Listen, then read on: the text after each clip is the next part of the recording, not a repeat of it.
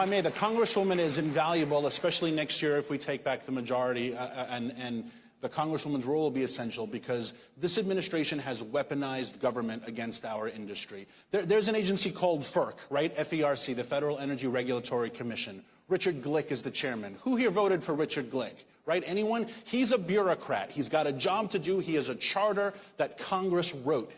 And Richard Glick is saying, well, I'm not going to authorize that pipeline because I am worried about climate change. I'm not going to authorize that project. All of our permitting, you constantly hear about permitting.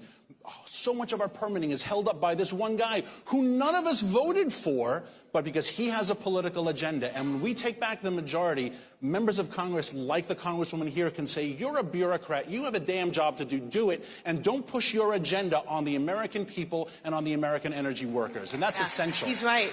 You know, and you'll hear the left say there's 9,000 permits that aren't being used. There's 9,000 permits that are sitting in Washington waiting to get approved. But it's not just the permit, it's the right-of-ways. There's a lot of involvement with this. But we have the Department of Interior from my home state who understands that oil and gas put almost half of our budget in play every year. You know what's interesting? They got record number of capital outlay, basically discretionary spending this year. It was interesting that not one person offered to give that money back to the oil and gas industry, even though they're the ones creating it, and they're trying to hamstring them and put them out of business. Yeah, and I want to come back to something you mentioned that I think is so important, and that's pipeline development, because the left has figured out that if there isn't the pipeline infrastructure in place, we're not going to be able to transport natural gas, and that's why Boston Harbor has Russian natural gas coming in, because the pipelines don't exist to take American natural gas there.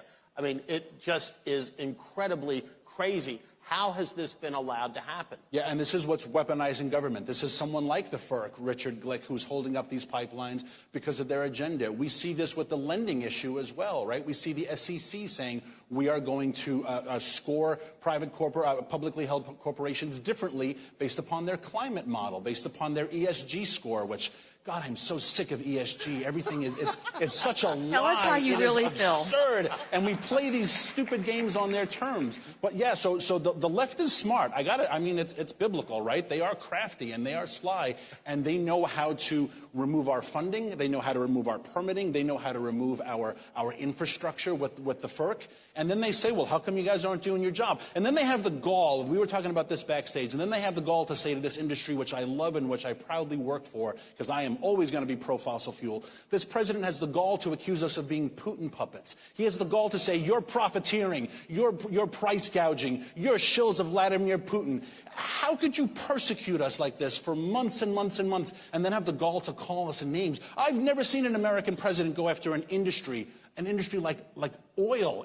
Oil's American. It's like the car industry. This was started by our country. We made it great and gave it to the world. I've never seen an American president come after an industry with such hatred and venom. He speaks worse of us than he does of communist China. So let's come back to